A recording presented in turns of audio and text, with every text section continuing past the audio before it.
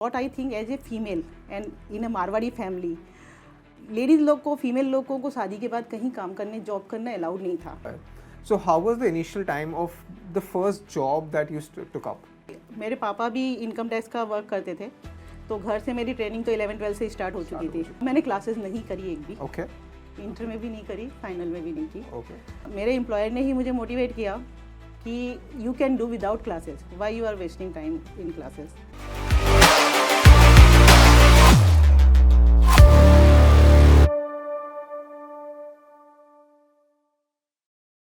Welcome to another episode of Beyond the Degree. Joining us today is someone who qualified as a CA in 1999, a time when not a lot of females were pursuing CA. Today, she is a senior founding partner of Kedia Singhania and Company. She served in the CA fraternity as an elected regional council member of the Western India Regional Council of ICAI and is also currently the treasurer. Please help me welcome none other than CA Pinky Kedia, ma'am. Ma'am, welcome to Beyond the Degree. It's a pleasure to have you here. Thank you Hardik. So, ma'am, 1999 में आपने CA किया था, आज से 25 साल पहले की बात है. What prompted you to become CA at that point in time in a city like Kolkata where CA was not so famous? Actually, my father is very workaholic, और you can say he want कि उसके बच्चे सारे पढ़े लिखे हों। Okay. And उनको था कि उन्हें CA करना है, but because of my दादाजी expired, he couldn't do that. So he only influenced me कि you should do CA, and he was very supportive to me, and because of that I pursued CA. And at that time, what I think as a female and in a Marwari family, ladies लोग को, female लोगों को शादी के बाद कहीं काम करने, जॉब करना अलाउड नहीं था। तो CA कोर्स ही ऐसा है जिसमें हम कहीं भी बैठ के कुछ भी काम कर सकते हैं। CA का हम अपना खुद का बिजनेस खोल सकते हैं, हम अपना जॉब, खुद की प्रैक्टिस शुरू कर सकते हैं। तो मुझे लगा वो CA कोर्स हमारे फीमेल्स के लिए बहुत अच्छा है। That's why I pursue for CA. So, of course, 1990s is a time when I think less than 10% of the CAs were females. Again, Kolkata is a very small city. So, your father was very supportive of the entire curriculum. और उनका सपना था कि उनको CA बनना था, जो आपने पूरा करा. And आपके बाद, I think 2 of your family members also CA. Yes, my sister, my younger sister and my younger brother, both So, are CA. they were inspired by you or by your father? Both You of can them? say both. Both. You can say both. Yes. So, बताइए 1999 में how was the entire atmosphere of education for females? Actually, in Calcutta, you can say they are Durga Ma Bhakt. So Absolutely. So they admire females. तो इस तरह से यदि मैं बोलूँ तो इन्वायरमेंट हर जगह बहुत अच्छा था फीमेल के लिए। बट ये था कि मैं कोई भी ऑफिस में जाती थी तो फीमेल्स बहुत रेयर मिलते थे, कम मिलते थे। कोई भी ऑफिस में गई मैं अकेली ही फीमेल होती थी वहाँ पे। करेक्ट। तो बट फैमिली का सपोर्ट था तो कर लिया। बट ये था कि उस समय भी फीमेल होने की वजह से बहुत कम लोग उतना विश्वास कर पाते थे, कॉन्फिडेंट कर पाते थे कि हाँ ये कर पाएगी। So that hesitation, doubt कहीं पे होता था in terms of finding articleship कैसे ढूंढी आपने? आर्टिकलशिप के लिए मुझे बहुत प्रॉब्लम नहीं हुई, क्योंकि उस समय ऐसा था कि मैं पहली लड़की जा रही थी मेरी फैमिली से करने के लिए, तो कोई अननोन जगह पे भेजना नहीं चाहते थे। 99 में जैसे आप भी बोल रहे हो कि फीमेल्स को बहुत ज़्यादा वो नहीं था, तो मेरे अंकल थे, उनके फ्रेंड्स ये हैं। तो उनसे बात करी तो उन्होंने कहा ठीक है हमें मेरे पास भेज दो। एंड सो रेफरेंस से you got the articleship, but उसके बाद आपको प्रूव तो करना था अपने आप को कि ये सही डिसीजन लिया हुआ है। So how was the initial time of the first job that you took up? In articleship what happen कि मेरे पापा भी इनकम टैक्स का वर्क करते थे, तो घर से मेरी ट्रेनिंग तो 11-12 से स्टार्ट हो चुकी थी पापा के साथ में। बट जब वहाँ गई तो मैंने पहले से मुझे उतनी चीज़ें आती थी जो वहाँ के लोग उस समय जस्ट स्टार्ट कर रहे थे। तो मुझे ये बेनिफिट हुआ कि my employer have faith in me कि यार इसको तो सब कुछ आता है। तो धीरे धीरे करके I was taking over all the maximum work of my employer. तो मुझे वो एक बेनिफिट हो गया कि सो योर बैकग्राउंड से थोड़ा कॉन्फिडेंस आपका बढ़ गया and you started delivering results out there. Yes. Exams के बारे में बताइए। आई थिंक 1999 के टाइम पे तो आपने फाइनल दी थी।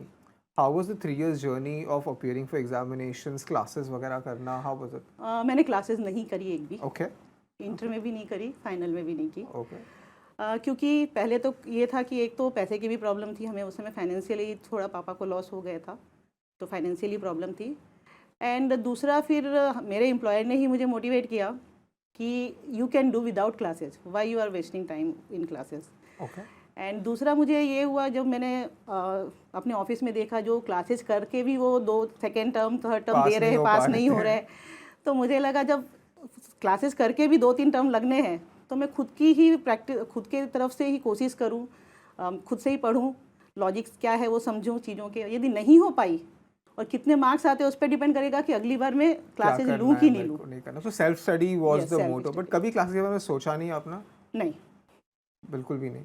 नहीं ओके। क्योंकि फर्स्ट टाइम में मैं नहीं क्लियर हुई थी, बट मेरे मार्क्स सिर्फ 8 मार्क्स से कम थे, बाकी सब सब्जेक्ट में मैं क्लियर थी। ग्रुप टोटल में सिर्फ 8 मार्क्स रह गए थे, तो इससे थोड़ा कॉन्फिडेंस बढ़ गया कि नहीं, सेल्फ स्टडी से भी पास हो सकते हैं अपन। एंड जो मेरे कलीग्स थे जो मेरे साथ में जिन्होंने जो एग्ज़ाम दिए थे उनके वो क्लासेज में जाके भी उतने मार्क्स नहीं ले पाए थे, तो वो थोड़ा सा मोटिवेशन हो गया कि नहीं अगली अब तो क्लासेस नहीं करनी, कर So सकते you हैं। put double the efforts in studying वहाँ पे, and you know, and to be able to appear for examinations तभी।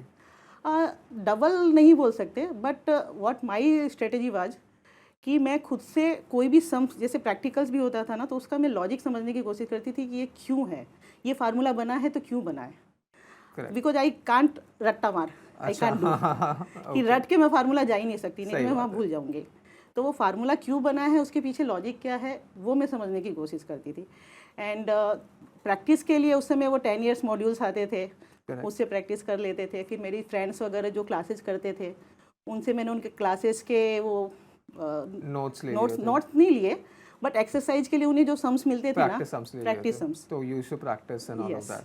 yes. एंड आर्टिकलशिप एक्सपीरियंस भी थोड़ा हेल्प हो गया इन टर्म्स ऑफ अपीयरिंग। आर्टिकलशिप बहुत ज़रूरी है, एक्चुअली बहुत ज़रूरी है। बच्चे ये समझते हैं कि नहीं ये सीए इंस्टीट्यूट ने ऐसे ही जबरदस्ती अटैच कर दिया है हमारे साथ, बट ऐसा नहीं है। आर्टिकलशिप पीरियड में मैंने जितना सीखा ना, उसकी बदौलत ही मैं यहाँ पर बॉम्बे आके खुद की प्रैक्टिस स्टार्ट करने का सोच पाई। So 99 you qualified as chartered accountant, and then उसके बाद की जर्नी बताइए। 99 में मैंने सीए क्लियर किया, एंड फिर 1 ईयर मैंने उन्हीं सीए के पास में ही वर्क किया, क्योंकि as usual Marwari family, female हूँ तो शादी देखना स्टार्ट कर दिया था। एंड मेरे से नीचे भी 2 और मेरी सिस्टर्स हैं, तो उनकी भी शादी, वो मेरे से छोटी वाली नहीं पढ़ रही थी तो उसको भी शादी करनी थी, तो मेरे लिए भी मैरिज देखना स्टार्ट कर दिया था, सीक्वेंस में होना। हाँ एक्चुअली तो पापा को ये था कि यदि अभी कहीं भी जॉब दूसरी जगह करोगे और फिर ससुराल में यदि नहीं अलाउ हुआ या कलकत्ता में नहीं मिला ससुराल, दूसरी जगह हुआ, तो मैं वो कॉप अप कर पाऊँगी क्या, मैं जॉब को प्रेफर करूँगी कि वो ससुराल प्रेफर करूँगी। तो पापा ने कहा नहीं, एक बार शादी हो जाती है उसके बाद तुमको जो भी करना है कर लेना, बट 1 साल वहीं पर ही join. So he motivated you to entire journey कि आप सीए बना दिया, अभी नेक्स्ट स्टेप आगे जाके देख लो। But I think you said your 4 sisters and one son, तो आप you were the first C A जिसने यू नो ये करा। सो यू नो ये दंगल मूवी का डायलॉग आता है कि हमारी छोरियां छोरों से कम है क्या। I think that was the expectation there in terms of your father, because after your sister also became CA and brother also became CA after that. Yes, actually ये मैं हर पेरेंट्स को बोलना चाहूँगी कि जब चाइल्ड के दिमाग में आप बचपन से जो चीज़ डाल देते हो ना, वो कहीं ना कहीं बच्चे के दिमाग में रह जाती है। तो बात ये थी कि पापा का जो बड़ा ऑफिस था पापा का, और मेरा उस समय भाई नहीं थे, तो जो भी क्लाइंट आते थे वो पापा को बोलते थे कि आपका इतना बड़ा ऑफिस है, आपके लड़का नहीं है तो कौन संभालेगा। तो पापा हमेशा यही बोलते थे कि ये है ना, ये मेरी लड़की नहीं, ये लड़का है, ये सब संभाल लेगी। तो पापा का काफ़ी सपोर्ट था, पापा ने कभी भी लड़का या लड़की में कभी डिफ्रेंशिएट नहीं किया हम लोगों में। और इवन पापा को कई बार ये भी बोला जाता था कि ये कैसे इतना पढ़ा रहे हो तो लड़का कहाँ से मिलेगा, लेकिन पापा ने कहा जब सब अपने अपने तकदीर से सबका हो जाएगा, बट मेरी लड़कियाँ मुझे पढ़ी लिखी चाहिए। तो पापा का काफ़ी सपोर्ट था, एंड मम्मी का तो ऑफ कोर्स था। तो उसके बाद how did you find your husband? नहीं, मैंने नहीं ढूंढा, क्योंकि मुझे शादी करनी नहीं थी। अच्छा। और मुझे ऐसा था ना कि उसी समय फाइनेंशियल क्राइसिस स्टार्ट हुई थी जब मैं सीए कर रही थी। तो मैं पापा का भी साथ में काम करती थी, सुबह शाम पापा का काम करती थी, दोपहर में आर्टिकलशिप के लिए जाती थी, और फिर पढ़ाई भी करते तो फिर एग्जाम भी दिया था। यस। और साथ में मेरा एक एनजीओ में मैं कंप्यूटर सिखाने भी जाती थी, उसी समय नया ईडीपी करके कोर्स आया था। अच्छा। तो मैं जहाँ पर कंप्यूटर सीखती थी, उन लोगों ने कहा कि तुम सीए कर रही हो तो तुमको ईडीपी कोर्स के बारे में ज़्यादा पता है, तो तुम ही सिखाने लगो। अच्छा।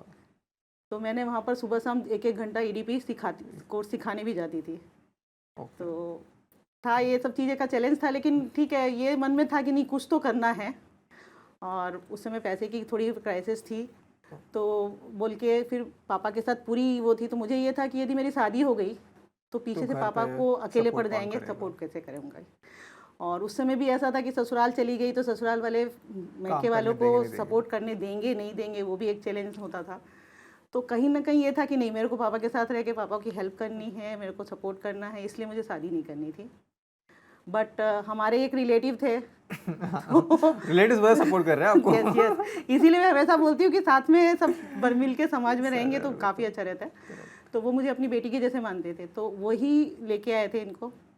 इनके पापा आए थे मेरे को देखने के लिए, कैजुअली आ गए थे, ऑफिस में बैठे थे, बात कर रहे थे। मुझे पता ही नहीं था वो मुझे देखने के लिए आए। मैं मेरे ऑफिस में काम कर रही हूँ, ये सब कर रही हूँ। सरप्राइज विजिट पे आ गए थे हाँ। बेसिकली। बाद में पता चला कि एक्चुअली वो Peer मेरा review हो रहा था। याद सही बात है।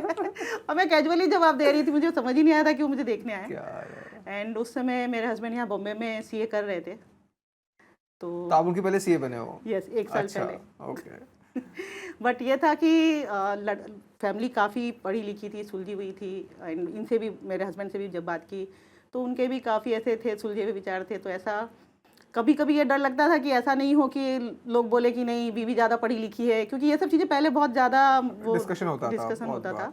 बट इन लोग मेरे ससुराल में कभी ये चीज़ का वो नहीं हुआ कि ये पहले सीए कर लिया, ये बाद में किया। तो काफ़ी सपोर्टिव सपोर्टिव। था, तो आपने हाँ बोल दिया शादी करने के। Yes. और then you move to Bombay 2001 में। यस, 2001 में जनवरी में शादी हुई एंड मार्च 2001 में मैं यहाँ और शिफ्ट फिर हो आपने अपने पार्टनरशिप फॉर्म स्टार्ट कर दिया? गई। नहीं, तुरंत मैंने स्टार्ट नहीं किया, क्योंकि Bombay was very new for me. सही बात है, और कलकत्ता और बॉम्बे के बहुत में फर्क है। ट्रैवलिंग वगैरह का काफ़ी फ़र्क था। कभी हमने लोकल ट्रेन में इतनी ज़्यादा जर्नी नहीं की थी। कलकत्ता में भी लोकल ट्रेन हैं, ट्रैम से वहाँ पे तो? नहीं लोकल ट्रेन्स भी हैं। ट्रेन से? हाँ, लिलुआ, हिंद मोटर, ये सब जाने के लिए सब लोकल ट्रेन ही होती थी। ओके, बट हमें कभी लोकल ट्रेन में उतना जर्नी नहीं करनी पड़ती थी। और यहाँ तो कहीं भी जाओ तो लोकल ट्रेन। करेक्ट। तो मैंने पहले एक सीए फर्म में ही काम किया, सुनील चोपड़ा एंड कंपनी में। ओके, एंड उसके बाद में मैंने जब मेरा सेकेंड डिलीवरी ड्यू थी, उस समय मैंने वो फर्म छोड़ के 1 साल के बाद में मेरी खुद की फर्म स्टार्ट की। प्रैक्टिसिंग स्टार्ट कर रहा हूँ। तो आपने लार्जली टैक्स ऑडिट वगैरह में ही आपका बेस बनाया हुआ है इतने सालों से? हाँ, क्योंकि मुझे बच्चों को भी टाइम देना था, करेक्ट। तो मुझे वैसा काम करना था कि मुझे मैं फैमिली को, मेरे बच्चों को भी टाइम दे सकूं और प्रोफेशन से भी जस्टिस कर सकूं। एंड एज अ सीए वो फ्लेक्सिबिलिटी आपको मिल गई एज अ हाँ। Practising CA, that you know you can manage both at the same time. Yes. आपकी ऑफिस में भी कितने पार्टनर्स हैं, कितने आर्टिकल्स हो गए? अभी हम लोग 6 पार्टनर हैं। एक गुड़गांव में है, 2 कलकत्ता में हैं और 3 यहाँ पे हैं। 3 यहाँ पे? यस। अरे, और तो टोटल मिला के 20 से ऊपर है आर्टिकल्स, और हमने पेड स्टाफ भी रखे हुए हैं साथ। अच्छा, ठीक है। सो आर्टिकलशिप से कोलकाता से फिर बॉम्बे आना, प्रैक्टिस स्टार्ट करना टैक्स ऑडिट में, आज ऑलमोस्ट 25 साल आपको टैक्स ऑडिट में हो गए। आजकल रेगुलेशंस बहुत चेंज हो रहे हैं टैक्स ऑडिट को लेके। हम सब रोज़ न्यूज़ में कुछ ना कुछ आता है, government is become more stringent, slabs बढ़ा देते रहते हैं। तो कभी लगता है कि रेगुलेशन बहुत स्ट्रिक्ट हो गया आज सीए बनने के लिए? सीए बनने के लिए रेगुलेशन स्ट्रिक्ट नहीं हुए हैं। प्रैक्टिसिंग सीए बनने के लिए? आप ये चीज़ देखोगे तो हर जगह ही हर दिन चेंजेज हो रहे हैं। सही बात है। आप टेक्नोलॉजी में देख लो, हर दिन चेंजेज आ रहे हैं। तो चेंज तो आपको यदि कुछ भी प्रोग्रेस करनी है, चेंज तो आएगा ही आएगा। तो उससे हमको तो कोप अप करना ही पड़ेगा। हाँ, चेंज ये इज द ओनली कांस्टेंट, बदलाव से Yes, हमें yes. रिश्ता जोड़ना पड़ेगा। Yes yes. अभी आप देख लो, पहले के जो जीरोक्स मशीन थी या पहले कैनियन के जो कैमरेज होते थे, अभी या अभी हर सबके फ़ोन पे आ गए। हाँ, तो आपको सो इवॉल्व होता रहना पड़ेगा in terms of where we are. तो अब आजकल काफ़ी सीए जो नए फ्रेश पास आउट हो जाते हैं वो प्रैक्टिस नहीं करना चाहते। एक तो टैक्स ऑडिट बहुत मुश्किल हो जाता है, नए क्लाइंट्स ढूंढना मुश्किल हो जाता है। वो नॉर्मली इंडस्ट्री प्रेफर करते हैं। The recent trend, the numbers जो ICI ने पब्लिश करे कि 60% people are pursuing in industry, which was the reverse at least 10-15 years back. तो क्या थॉट और माइंडसेट है आजकल के नए सीएस का आपके साथ? जो भी नए सीए आ रहे हैं या कोई भी हम पढ़ रहे हैं या कुछ भी कर रहे हैं, क्या मेन हम लोगों को 2-3 चीज़ें ही चाहिए होती है। किसी को भी मनी चाहिए जिससे वो Correct. सर्वाइव कर सके, एंड पीस ऑफ माइंड, और थोड़े इंजॉय करने के लिए टाइम मिले। सही बात है। ठीक है। अभी क्या होता है, जो आप जैसा रेगुलेटरी कंप्लायंस ज़्यादा बढ़ गए हैं, तो उसमें पढ़ने में टाइम जाता है, उसको इम्प्लीमेंट करने में टाइम जाता है, और वो उतना रेमुनरेटिव नहीं होता। क्लाइंट उतने उसके पैसे नहीं देना चाहता, ओके, क्योंकि उसको लगता है ये तो कंप्लायंस ही तो है, इसके मैं पैसे क्यों दूँ? और शुरू से ही वो उन लोगों को वो आदत पड़ी हुई है तो वो आदत हमें चेंज करनी पड़ेगी, करेक्ट। तो वो सही हो जाएगा। तो इसके लिए बच्चे आजकल वो रेगुलर उसमें इंडस्ट्री इंडस्ट्री इजियर, अगले दिन से सैलरी आना चालू हो जाती है। Yes so I think that is the और थॉट क्या प्रोसेस। है जनरली वो क्लाइंट भी पैसे देने में भी वो फॉलो अप करना पड़ता है, तुरंत पैसे भी नहीं देना चाहते। तो इस सब लेके ही जब आर्टिकलशिप में वो ये सब देखते हैं देख ना, लेते तो हैं, तो उनको उनको लगता है लगता कि है कि नहीं हम लोग इंडस्ट्री में नौकरी जाए कर तो लेते हैं, नौकरी थोड़ा कर लें। easy बट ऐसा रहेगा। नहीं है। अभी जो इकोनॉमी चल रही है इंडिया की, जिस हिसाब से ग्रोथ हो रही है, करेक्ट, तो उस हिसाब से सीए की उतनी ज़रूरत पड़ेगी। करेक्ट। आज यदि सभी इंडस्ट्री में चले जाएंगे तो आपकी टैक्स रिटर्न या आपके फाइनेंस या ऑडिट, आपकी कंप्लायंस, एडवाइजरी, Yes, बहुत सारी चीजें होती है। या बहुत सारी चीज़ें सिर्फ मतलब बच्चों को हाँ लगता है कि इतना ही इतना हमारा ही कंप्लायंस है, बट काफी चीजें और काफ़ी होती चीज़ें है। होती है। अभी इंटरनल ऑडिट होती है, जो इंटरनल ऑडिट होती है वो क्लाइंट के तरफ से होती है। हाँ। अभी आज मैं ये दिलूँ, कोई भी बड़ी इंडस्ट्री है, अभी उसके ओनर को कैसे पता चलेगा कि सब चीज़ें उसकी कंपनी में सही चल रही है कि नहीं चल रही है? तो जब तक वो सीए की इंटरनल ऑडिट की भी वो नहीं लेगा तब तक पता नहीं चलता। तो ऐसा नहीं है कि सीए में सिर्फ टैक्स ऑडिट में ही नहीं होता है, बहुत सारी चीज़ें हैं जो अवेलेबल है। और अभी मैं तो बोलती हूँ अभी के बच्चों को यदि वो प्रोफेशन में आते हैं तो वो बहुत अच्छा समय है उन लोगों के लिए। तो अगले 5 साल में रिटर्न ऑफ इन्वेस्टमेंट काफी बेटर हो जाएगा अगर क्योंकि वो अभी जो 5 नई क्योंकि अभी जो नई जनरेशन भी जो बिजनेस कर रही है, स्टार्टअप्स डाल रहे हैं, हाँ, तो they are paying to correct. Professional. They are वो उनको वो मोल भाव भी नहीं करते टाइम पे, क्योंकि उनको प्रोफेशनल की वैल्यू पता चल वैल्यू रही पता है। है, सही बात है। तो अभी का टाइम बहुत that's a अच्छा है good यदि supportive प्रोफेशन के system. लिए आएंगे तो। तो प्रैक्टिसिंग सीए से आपका journey, now you are member of the regional council, मुझे बताइए हाउ वाज दैट जर्नी, वो कैसे स्टार्ट हुआ? एक्चुअली पहले तो ऐसा हुआ कि सीपी आवर कंपलसरी किए थे। हाँ, सीपी आवर कंपलसरी थे, तो वो सीपी आवर कंप्लीट करने के लिए मैंने जेबी नगर स्टडी सर्कल ज्वाइन किया, क्योंकि वो one of the largest study circle है बॉम्बे का। तो वो ज्वाइन किया, तो वहाँ पे मैं ज़्यादा जाने लगी, क्योंकि मुझे अपने आप को अपडेट करना था। और मुझे कहीं ना कहीं तो ये था ही बॉम्बे में आके कि मुझे मेरी फर्म खोलनी है। ओके। तो मुझे अपडेट रहना ज़रूरी था। तो मैं वहाँ थोड़ी सी कंटिन्यू हो गई जाना। वहाँ कंटिन्यू हुई तो वहाँ से ऑफ़र आया कि आप कोर ग्रुप में आ जाओ, मेंबर बन जाओ। ओके, तो हमको भी थोड़ा, आप हमेशा रेगुलर आते हो तो हमें भी थोड़ा सा सपोर्ट हो जाएगा। फिर कोर ग्रुप में ज्वाइन हुई तो उनकी तरफ से ऑफ़र आया कि आप डिप्टी कन्वीनर बन जाओ। तो वो कभी सोचा ही नहीं था कि उस पोस्ट पे जा सकते सो हैं। स्टडी सर्कल का थोड़ा मुझे बताइए, what is the concept of study circles, कौन मेंबर बनता है, क्या होता है वहाँ पे? स्टडी सर्कल ऐसा है कि सीपी आवर्स के लिए होते हैं, क्योंकि हर मेंबर्स अपनी अपनी जगह से रोज़ रोज़ इंस्टीट्यूट नहीं आ जा सकते। सकते। तो हर एरिया बेस्ड स्टडी सर्कल बनाए जाते हैं।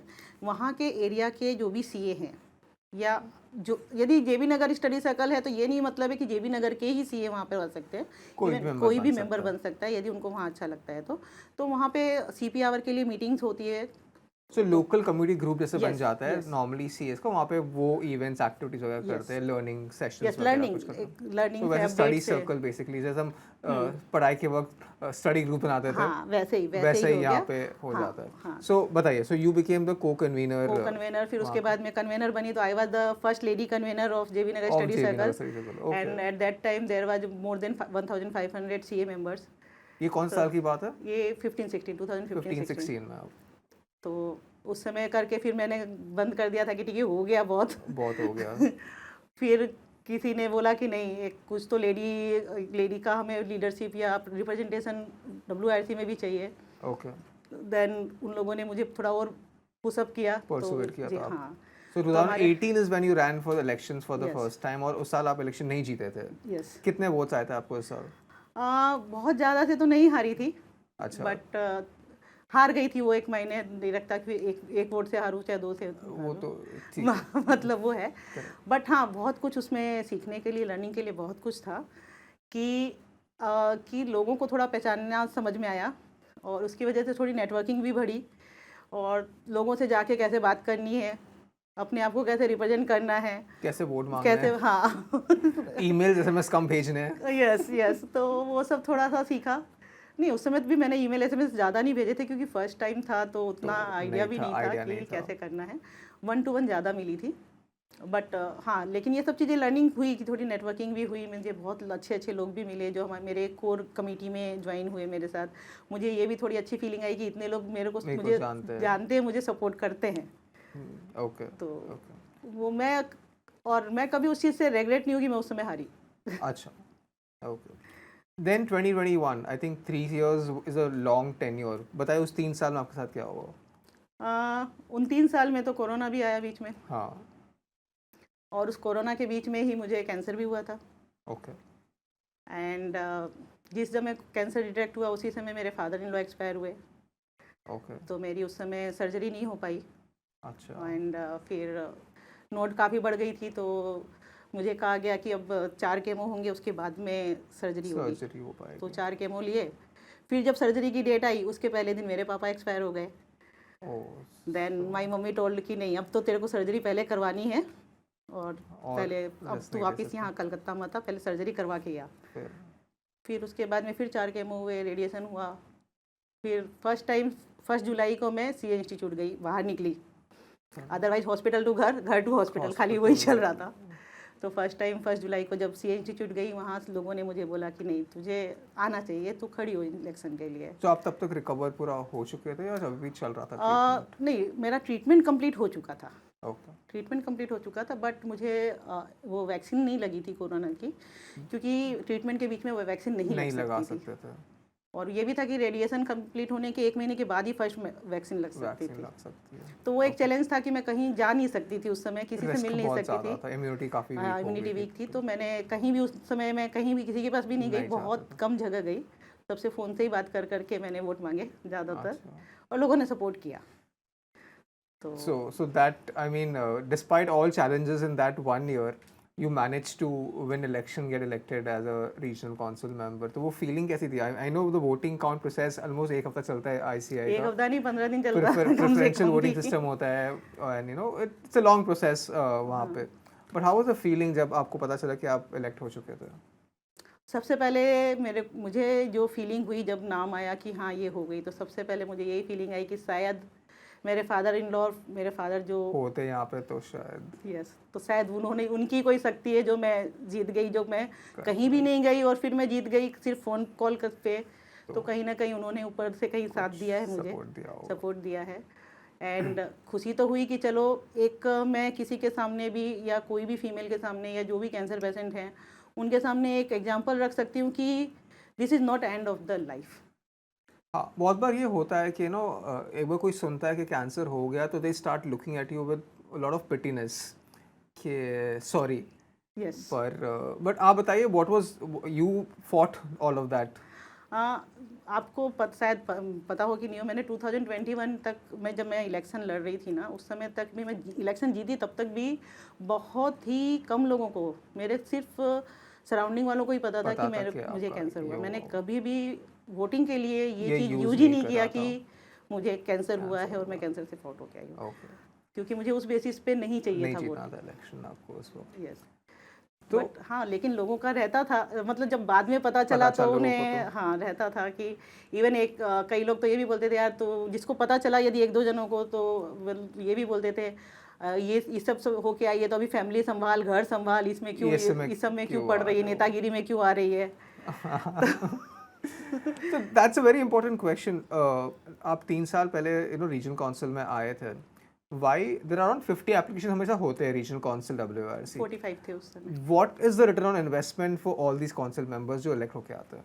वोटिंग पे नहीं जाने का ना, जैसे वही जनरल इलेक्शन वाला ही थिंकिंग है लोगों का, मैं एक वोट नहीं दूंगा तो क्या फ़र्क पड़ेगा। It's the duty of every CA. A lot of people do not even continue the membership. Is that the attachment goes off after a while? Membership is not just कि आप मेंबरशिप भर रहे हो। आपका काफ़ी टाइम और bandwidth जाता होगा in terms of in WRC activities. This is very challenging.